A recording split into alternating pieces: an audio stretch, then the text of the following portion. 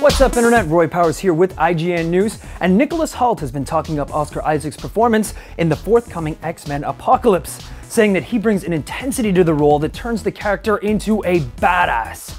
Hoult, who plays Beast in the recent movies, says the size of the film will set it apart from previous X-Men movies. Well, obviously First Class was the first time went back in time with the younger cast, and then Days of Future Past suddenly dealt with time displacement and all that sort of thing, and blended cast. And then this one, I think, is just going to be pretty huge in many ways, set in the 80s, and introducing younger versions of Cyclops and Jean Grey and Storm and those characters, so you kind of get a bit of a backstory to these guys, and then Apocalypse, Oscar Isaac turns up and is a badass, and then it all goes quite extreme. That being said, Hoult didn't actually end up face to face with Isaac too often.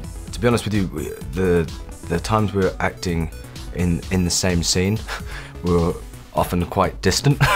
So I could sense a presence of him, and he's certainly got a lot of presence in life, and as a person he's a really fun guy to be around, and that character's a tricky one to play, you know, essentially a mutant from an era long ago, and then just kind of awoken in this modern day and very confused by what's been going on around him, and then decides to do something about it. So yeah, he certainly brings an intensity to it in a great way.